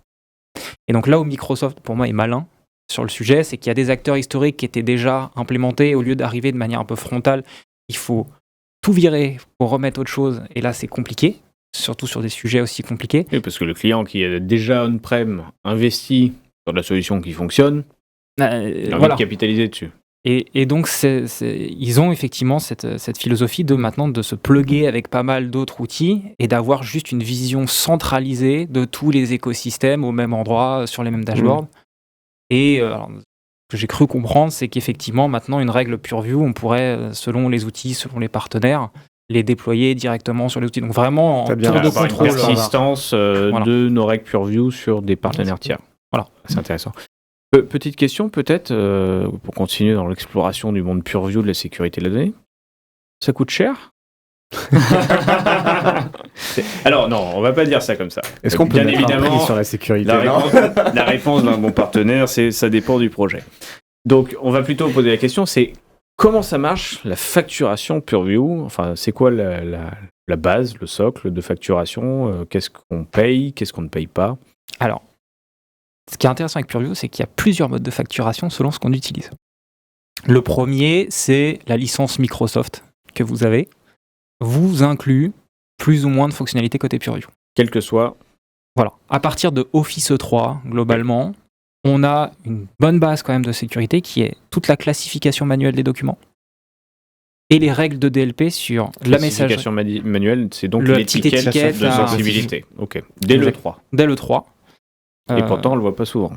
Voilà. Exactement. Mais parce que les clients ne le savent pas. Donc il faut leur expliquer. Souvent, on en parle beaucoup. Et mais vous savez, vous l'avez ça dans votre licence. Ah bon? Et c'est vrai que là, c'est d'où l'importance que nous aussi, de notre côté, on puisse en parler parce que c'est important. Et c'est vrai qu'on se rend compte, ça confirme un petit peu ce que tu dis. Voilà, qu'on fait découvrir qu'effectivement, ça fait partie de vos licences. Après, il y a un autre sujet par rapport à ça, parce qu'avec cette licence-là, c'est comme tu dis, c'est manuel. Ça veut dire quoi? Quand on fait confiance à nos utilisateurs. Oui. D'où l'importance tu peux le faire, mais il faut l'appliquer toi-même sur chaque fichier. T'as pas l'auto, Discovery, les choses comme ça, quoi. Donc, le manuel et du DLP sur la messagerie, donc Exchange Online, SharePoint, OneDrive. Donc en fait, avec cette base-là, quand déjà on a couvert avec du DLP la partie mail, SharePoint, OneDrive, déjà un gros morceau de travail en fait. Ensuite, il va y avoir la partie effectivement, alors E5 avec sa dimension E5 Compliance, donc tous les outils en fait Purview au sens un peu large, qui va nous apporter la classification automatique, le DLP qu'on va pouvoir déporter sur les postes de travail pour pouvoir gérer tout ce qui va être copie sur clé USB, impression, voilà. Enfin vraiment, il y a. Est-ce que du coup, pour savoir combien ça coûte, prendre le nombre d'utilisateurs que j'ai Office et regarder le coût d'un E5, ça me donne une bonne idée de combien me coûterait le chantier Purview. Globalement, c'est ça. Ok. Globalement, c'est ça. Il y a des sujets, si on veut l'étendre, si on veut l'étendre côté Azure, côté fabrique, où là, on va passer sur de la facturation en pay-as-you-go. Ouais. Et donc là, dépend du client, de son utilisation. Tu t'ouvres une porte intéressante. Pour le coup, on a souvent évoqué cette partie-là dans les têtes dans le cloud parce que j'aime beaucoup ce qui est en train d'arriver aussi côté Microsoft Fabric. Donc Microsoft, avant on avait vraiment deux solutions qui n'avaient rien à voir. On avait Purview côté Microsoft 365 et Azure Purview qui nous faisait un peu de lineage, etc. Une base de data cataloging mais qui n'était pas au niveau du marché. Il y a eu une unification de l'expérience, dernièrement, entre la partie data et la partie Microsoft 365, même si les enjeux restent différents. Par contre, on voit une transversalisation de certains systèmes, notamment la partie étiquette de sensibilité. C'était déjà le cas sur Power BI à l'époque, on pouvait déjà le faire avec les Microsoft Information Protection, ça s'appelait comme ça à l'époque, MIP, ouais. les MIP. et du coup, qui était en concurrence avec les Azure Information Protection, on ne comprenait pas pourquoi. et du coup, non mais ce qui est très intéressant, c'est que le cas de l'exemple du salaire client dans un fichier Excel, ça, tu as mis ton étiquette de sensibilité. Si demain, on a besoin de faire une grille des salaires, groupe ou je sais pas quoi, d'utiliser côté data, anonymiser ou pas ce document, l'étiquette persiste. Ouais. Et l'étiquette persiste notamment quand tu as côté data les étiquettes de sensibilité. Tu ne peux pas, par exemple, télécharger d'un rapport Power BI, normalement sur un rapport Power BI, tu peux faire clic droit, télécharger la donnée qu'il y a derrière, si ça a été autorisé par l'admin. Mais souvent, on a les 3 petits points qui permettent de faire le côté d'extraire, explicable de la donnée. Ça, si tu avais une étiquette, l'information protection que tu as mis bloque le téléchargement si tu n'as pas le droit d'y aller. C'est là où tu vois que ça prend toute sa puissance. C'est-à-dire qu'une manière transverse entre ton monde Microsoft 365 et tes enjeux d'analytique, côté data, tu vas pouvoir avoir une vraie cohérence de la sécurité que tu mets en place. Alors, je ne sais pas si c'est aussi transverse que je le décris. Alors, quasiment. Et c'est en tout cas ce vers quoi Microsoft pousse. C'est-à-dire que cette étiquette, elle va être déployée effectivement de manière unifiée. On peut même aller labelliser dans des bases de données, en fait. Okay. Côté Azure, pour justement peut-être limiter même les requêtes des admins de base de données. Pour que quand ils requêtent la base, ils ne puissent pas extraire les numéros de sécu, un certain nombre de choses. Au niveau d'un fichier ou au niveau d'une ligne, typiquement ? D'une colonne. D'une colonne, ouais. Carrément. On pourrait bloquer certaines colonnes parce qu'on l'a tagué comme étant tel type d'information. Et donc, alors, et ça, tu as raison, ça fait le pendant. Alors, tu parles côté Azure, mais même côté fabrique. Aujourd'hui, dans le OneLake, avec le One Security qu'ils ont amené, dès que j'ai mon fichier, mes colonnes qui sont là, je peux faire du colonne level security dès le fichier brut finalement que j'ai et dire ça, cette colonne, elle doit jamais être vue par telle ou telle personne. Si c'est une étiquette par contre. Là, c'est plutôt une gestion des... Ouais, là, j'avoue que je maîtrise pas ça. C'est plutôt une gestion des droits comme on le fait en data, RLS, OLS, etc. Mais par contre, ça garde la même logique. C'est que sur de la requête, tu peux être bloqué globalement au niveau de la colonne. C'est là où cette approche, elle se veut...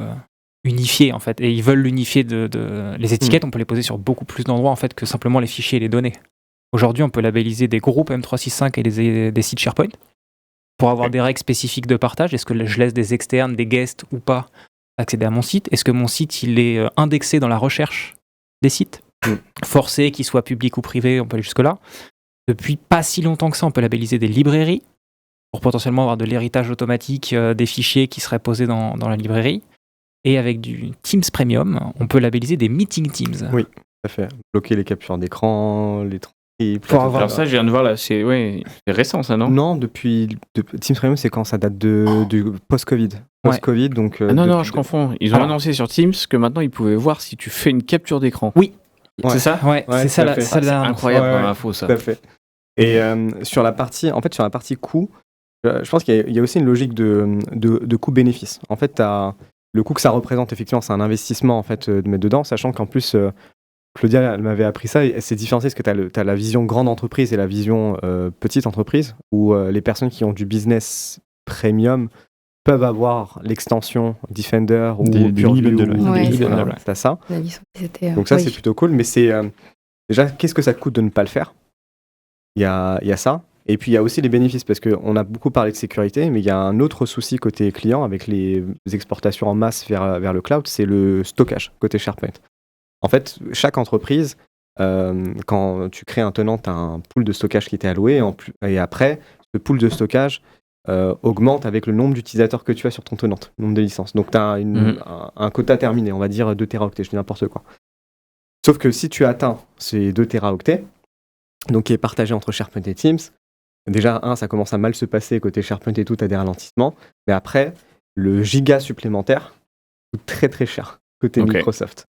Et tu as différentes options. Tu peux réduire le nombre de versionning, ce genre de choses. Mais en fait, c'est juste mettre des rustines encore et encore, parce que tu vas toujours avoir ce plafond de verre qui est ton stockage.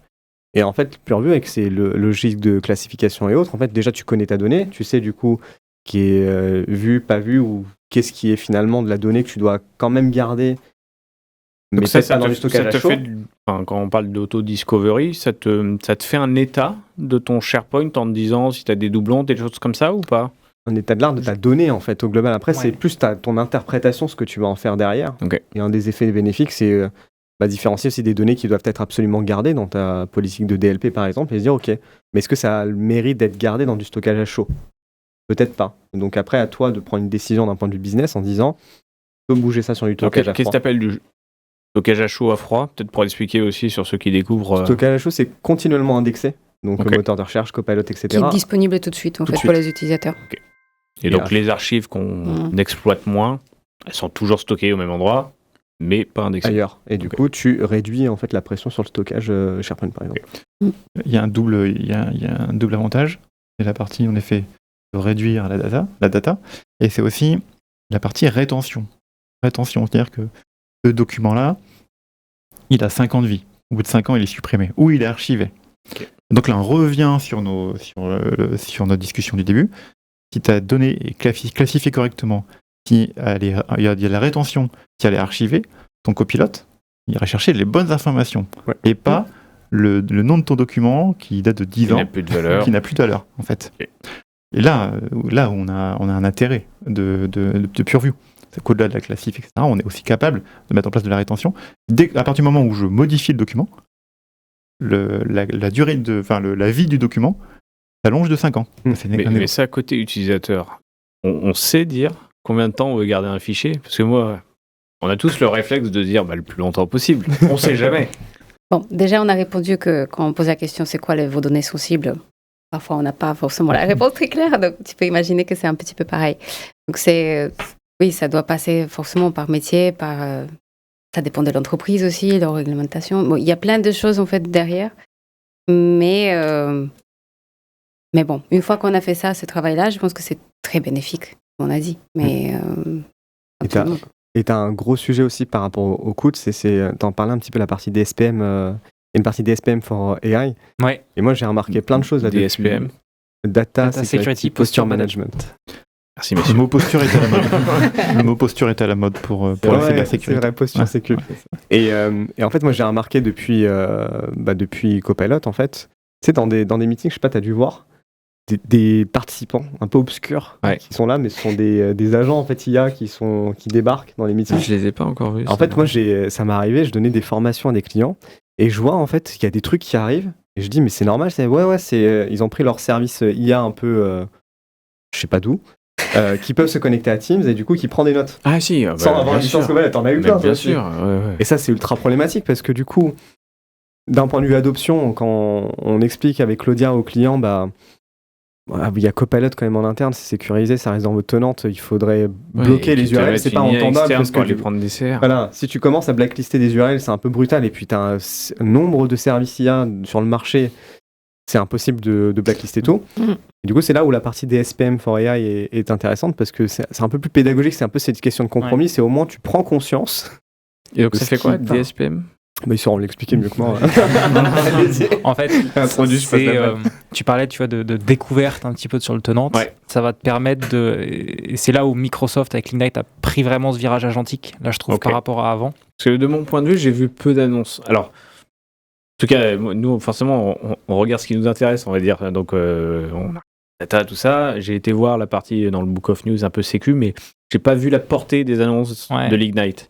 Du coup, c'est intéressant que tu reviennes dessus, du coup, en complément du... Je vais essayer de synthétiser, parce qu'il y avait effectivement plein de choses, mais il y a cette partie des SPM pour apporter de la visibilité aux admins sur les agents qui tournent sur le tenant. Donc, en plus de leur offrir une identité côté Entra sur ceux qu'on aura nous, on va avoir la liste de mes utilisateurs, ils utilisent quoi comme agent pour pouvoir les bloquer, etc. 365 Non, c'est autre chose encore. En fait, c'est agent et tu vois, par exemple, est-ce que mes utilisateurs, je sais que mes utilisateurs font du Shadow AI, donc le terme que disait Sébastien tout à l'heure, mais quel service? Qu'est-ce qu'ils y envoient? C'est quoi les prompts qui partent? C'est quoi les fichiers qui partent? Et ça, tu peux le savoir. Ouais. Avec PureView. Ouais. Alors, comment C'est incroyable, juste. En fait, ce qui se passe, c'est qu'on parlait de l'intégration réseau tout à l'heure. Ça, c'est aussi une des voies qui va permettre à Microsoft d'avoir ça. Et il y a un add-on, en fait, un petit plugin à ajouter dans le navigateur pour capter un certain nombre d'éléments. Les URL auxquels, donc en référençant les principaux IA du marché, on sait qu'il y a tant de personnes qui ont pris ChatGPT ou Gemini. La liste est assez conséquente. Elle est Microsoft assez longue. Grossit à chaque fois. Et tu vois, typiquement, les réunions là, qu'on fait ou même si tu utilises Claude ou ChatGPT ou qui sont avec des CGU publics, les utilisateurs se rendent pas forcément compte que oui, c'est toi qui me disais j'ai ma licence privée et du coup c'est privé. De plus en plus j'ai dans les conversations pro et perso aussi d'ailleurs, j'ai de plus en plus de personnes qui me disent tu sais moi je mon compte private GPT. ChatGPT private et ça va très bien, voilà, ou Gemini, peu importe lequel en fait. Les gens payent le mémo exactement. en se disant que du coup j'ai eu meilleur et j'ai eu cette discussion client en disant à minima fais ça quand même. On pense que c'est ok et qu'on peut utiliser nos données internes dans ce type de public AI en fait, mais non, parce qu'on se rend pas compte voilà, les risques je pense. Voilà. Et t'imagines une réunion codir où tu mets un petit agent comme ça, tu vois, qui te prend tes notes, super. Oui. Alors où est-ce que ça part ? C'est quoi les CGU ? Comment est-ce que c'est combien de temps c'est gardé ? Shadow qui arrive, Shadow Agent. Shadow Agent qui va arriver. On a vu les effets dès cet été là. WeTransfer, par exemple, on en parlait tout à l'heure, qui est un outil qui était beaucoup utilisé par les entreprises. Oui. Du jour au lendemain, ils ont changé les CGU, ils ont dit bon bah tout ce qu'on a, on s'en sert pour entraîner notre modèle. Et sur Shadow AI, pour revenir, donc, on parlait de concurrence, de nombreux acteurs de la cybersécurité, des Palo Alto, qui se mettent sur le sujet, activement. Donc le sujet des SPM, pareil, vous allez en entendre parler quand même pas mal, je pense, en 2026. Qui revient globalement à traquer les URL d'accès. C'est une bonne réponse finalement qu'apporte Microsoft avec cet add-on. Ouais, c'est ça, c'est vraiment de capter pour offrir une gouvernance global Ça sera pas que du réseau. Demain, ça sera aussi de l'analyse de prompt, un peu plus approfondie. Et des politiques de que tu as par exemple dans... Pour savoir si tu leaks des choses ou c'est ça, de prompt ou... Ouais, et il y a aussi un équivalent un peu sur Azure AI Foundry, où on va avoir des alertes côté Defender de Prompt Shield, qui pour regarder s'il n'y a pas de jailbreak, etc. sur les IA, on n'essaye pas de détourner avec le prompt le comportement de... Mais du coup, moins pour un usage interne ? Si, toujours. En fait, l'employé qui, via le Secure GPT interne de l'entreprise ou le copilot, chercherait à extraire de l'information avec un jailbreak, c'est ça un peu ? Ouais, c'est ça, avec des prompts un petit peu formés de manière à ce que, entre la question que toi tu lirais en français textuellement ou en anglais, et ce que tu vas demander, il y a des techniques un peu de pentest là-dessus, pentest IA, pour essayer justement de craquer un petit peu le système prompt qu'il y a derrière et d'exfiltrer de l'information auquel on n'aurait pas dû avoir. Et puis l'enjeu aussi, tu sais, de l'exfiltration de la donnée, pour beaucoup d'utilisateurs, en fait, c'est il y a des attaques qui viennent de l'extérieur, on essaie de voler notre donnée, mais il y a aussi tout ce qui est exfiltration accidentelle que les utilisateurs sont responsables. Et typiquement, mettre un document ou un contexte de réunion dans un chat GPT public, par exemple, ça c'est une exfiltration qui est accidentelle, c'est eux-mêmes en fait qui la filent la donnée. Et en fait, même si ce sont des grands groupes, etc., il y a eu des failles. Je crois que le dernier en date, c'était Samsung. Il y avait l'année dernière, il y a plein d'employés de Samsung en fait qui utilisaient ChatGPT. Et en fait, t'as un jeton qui s'est retrouvé compromis côté OpenAI. Et du coup, la donnée était accessible au grand public. Ça peut être un peu alambiqué, mais en effet, il y a la partie jailbreak ou social engineering sur l'IA, donc pour le contourner. Et il y a la grande mode en ce moment des navigateurs IA, en fait, aussi. Et donc, avec un navigateur IA, vous allez lui demander d'aller analyser un article et on ne trouve pas la bonne URL. Bon, je clique sur un site et en fait, le site, sur le fond blanc, il y a des instructions pour l'IA. Ah oui, en blanc sur blanc. Blanc sur blanc. Et donc là, mon navigateur, il va pas exécuter ce que je lui demande, en fait. Il va être détourné par la page web, en fait. Ok. Ça, c'est des choses qu'on avait eues très rapidement, d'ailleurs. Donc, quand les copilots est sorti et les IA génératives, les fameux PDF qui avaient des écritures blanc sur blanc, ça a été intégré par Microsoft dans la notion de guardrails, des couches de sécurité qui s'assurent que le fichier n'est pas compromis, etc. Par contre, tu dis que le risque revient côté navigateur maintenant. Côté navigateur, et donc nous, la nécessité d'aller vérifier les usages au niveau poste, au niveau réseau, et d'aller un peu plus loin sur le monitoring. Sauf que maintenant, ça va être dans Edge, la navigation, Yes. avec Agent. Avec Copilot qui va pouvoir. J'ai pas réussi à activer Non, avant-hier. c'est en cours, c'est en cours. Il m'a vendu le truc et du coup, je voulais. C'est trop bien. Kevin, il m'en parlait il y a une semaine, là, on Ouais, en parle. Et, à et- Midnight. et devant un client avant-hier, je dis bah attendez, je vais lui montrer. J'ai impossible de trouver ce côté navigation. Ouais. J'étais extrêmement déçu. Parce que Kevin. mais ça va arriver en fait aujourd'hui. Le Copilot, quand tu l'ouvres, il est conscient que du. Conscient. Il a le contexte que de l'onglet Oui, qui c'est est ça. ouvert et Et il pourra pilote pas ta prendre tous page. Ah, ok. Non, mais de toute façon, c'était pas ça la feature. Il Non, va être. en plus, j'avais rien compris. En fait, il va plus être dans son contexte. Il va prendre en compte tous les autres onglets que tu as ouverts. Ok. Plus dans ce sens-là, mais il va pas. Il n'y a le faire pas un à mode ta place. agent Edge. Non, il n'y a pas un mode agent. Il n'y a pas un agent mode. Je suis un non, peu Edge. avancé sur la roadmap alors. Non, désolé. Désolé. Ouais, en tout cas, extrêmement intéressant tout ça. Et du coup, donc, parce que j'ai pas totalement eu ma réponse, je reviens dessus. Non, on en a beaucoup parlé. En tout cas, positionnement extrêmement intéressant de PureView. Globalement, il n'y a pas de raison de ne pas y aller. Parce qu'à un moment où on jugera que le risque vaut le coup. Un peu ce qu'on se dit. Hein. Ça coûte certainement cher à mettre en place parce que c'est un projet, quand même. Bon, enfin, au-delà de juste l'aspect licence. Hein. Donc, si vous voulez vous faire une idée, globalement, regardez un peu les licences E3 minima que vous avez en entreprise pour la plupart d'entre vous et l'écart E5 pour aller sur du PureView, ça vous donnera à peu près le coût de l'évolution vers du PureView. Je vulgarise un peu, hein, on est d'accord. Ouais. C'est peut-être pas aussi simple. L'usage hyper avancé. Il y a Usage moyen hyper avancé. de réduire un petit peu la facture. On peut Ouais. cranter de manière un peu plus séquentielle que E3, E5 tout de Bon, suite. ça vous, Mais la c'est un peu fourchette l'idée. haute. Ouais, C'est la fourchette haute, globalement. Et on voit que PureView va dans le sens agentique maintenant. Donc, ce qui manque globalement, ce qu'on s'est dit aujourd'hui, parce que le reste, c'est de l'invention. Enfin, c'est aussi de la nouvelle préco, de sécu, etc. L'outil paraît quand même extrêmement complet. Aujourd'hui, quand même, en l'état. Ce qui manque, c'est la partie réseau. Hein. C'est ce qu'on a un peu évoqué. Qui arrivera depuis le avec début. Entra, c'est fort probable. La partie Entra qui va. C'est Entra qui porterait ça, du coup, plutôt. C'est fort probable. Ouais. Donc, c'est Et encore quel est en le roadmap. lien entre Entra et le réseau? Les accès, en fait, tu as une partie SSE, entre guillemets, accès réseau. Ok. Tu ferais sortir tous les flux web, tous tes flux, tu les fais Considérer sortir par qu'un Microsoft. flux a une ID et en gros, je le monitor, c'est ça un peu? Ouais. Globalement, il y aura intégré dans ton. Je vais y arriver. Dans ton poste de travail, un petit client qui te permettra de te dire mon flux. Soit je l'envoie sur Internet public, soit je l'envoie. Enfin, tu pourras traiter ça avec un agent sur le poste. Quoi. Ok. Donc J'ai- c'est là où tu intercepteras le.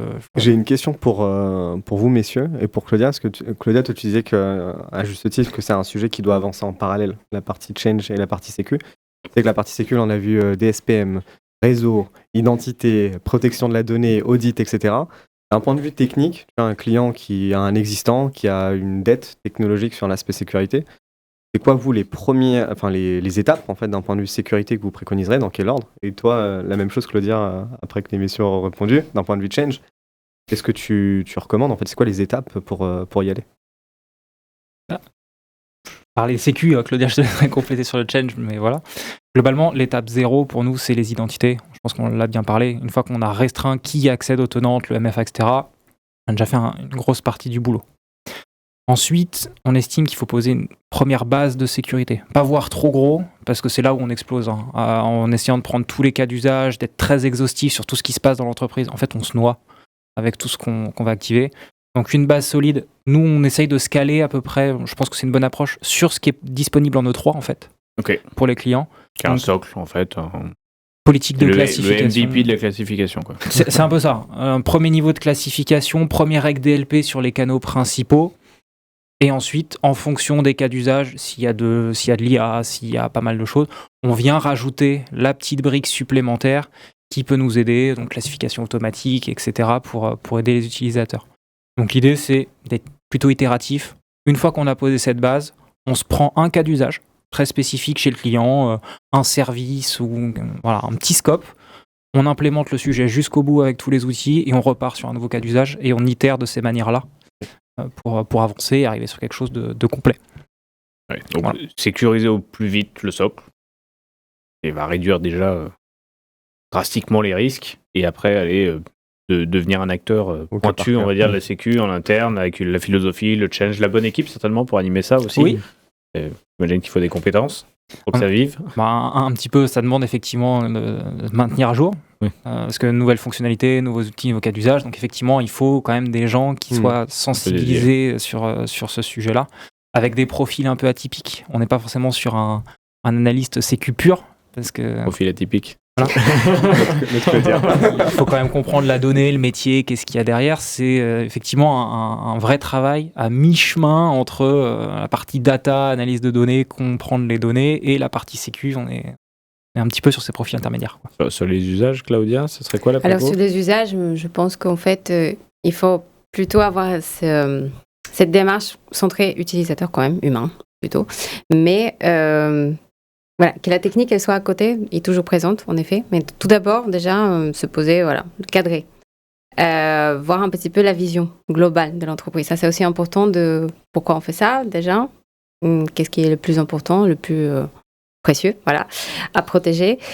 Comprendre déjà ça, voilà, c'est déjà pas mal. Et après, faire comprendre nos utilisateurs, aux collaborateurs, pourquoi on le fait, c'est quoi la démarche, communiquer en fait, c'est tout simple. C'est vraiment, il n'y a pas de...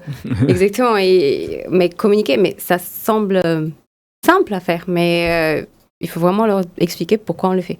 Ensuite, une fois qu'ils ont pris cette conscience-là, et sensibiliser aussi sur la AI, voilà, le compte privé, ChatGPT, Gemini et tout ce qui arrive, parce qu'il y en a plein.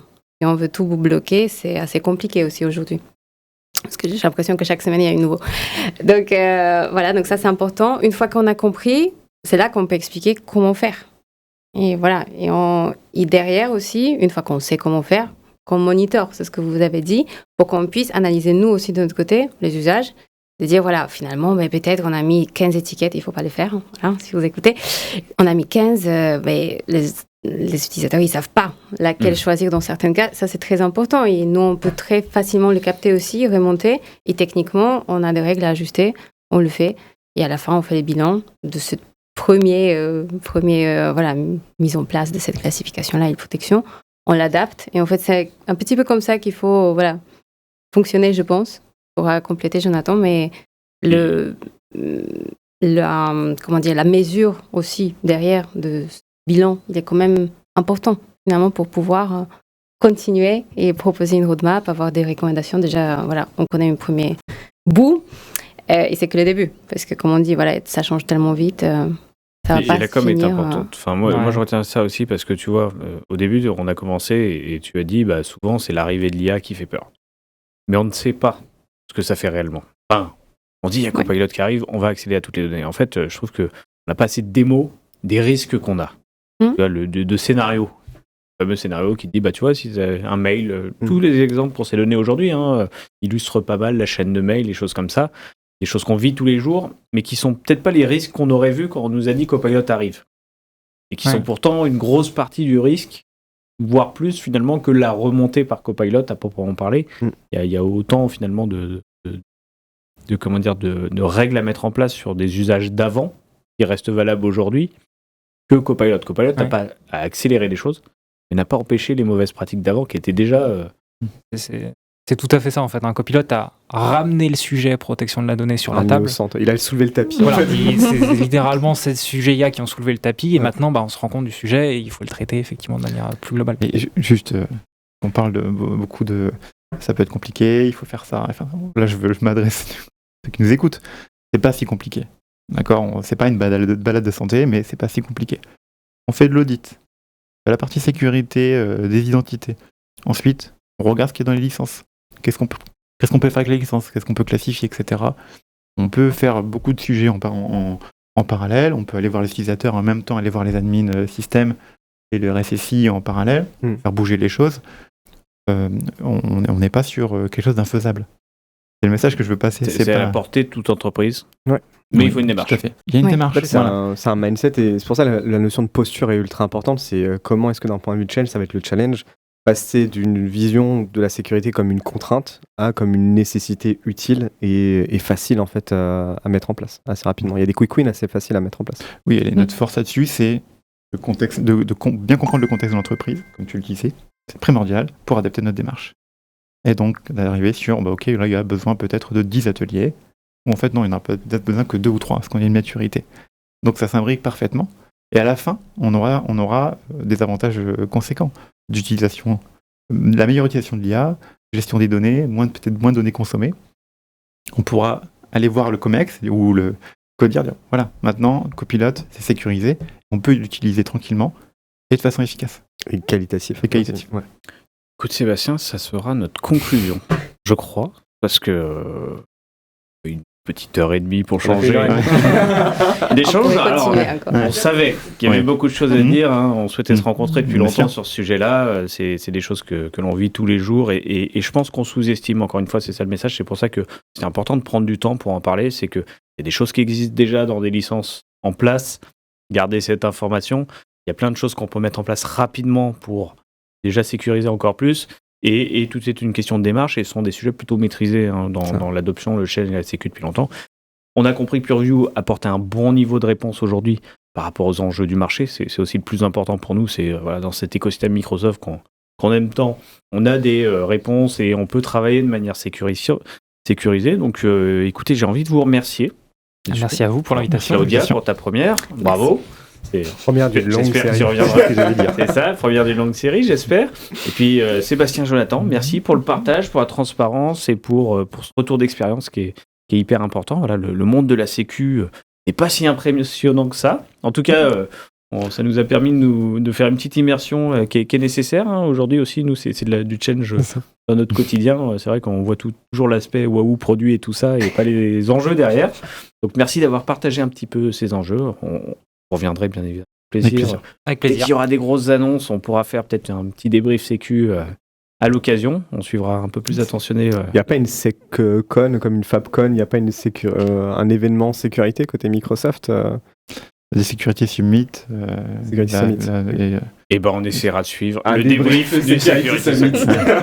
Allez, challenge accepted. Écoutez, c'était un épisode spécial des Têtes dans le Cloud. Il est 14h, donc on va vous souhaiter un bon appétit si vous n'avez pas encore mangé et puis bon démarrage de réunion. J'espère que vous avez apprécié, j'en perds mes mots, l'épisode. N'oubliez pas de nous suivre sur les réseaux sociaux, sur YouTube, sur Spotify, notamment Apple Podcast. Likez, partagez. Si vous avez encore des questions à l'issue de cet échange, on se fera un ravi d'y répondre. Et on vous retrouvera d'ici 1 ou 2 semaines, je crois, pour un épisode plus classique des Têtes dans le Cloud. À très bientôt, merci. Ciao. Ouais.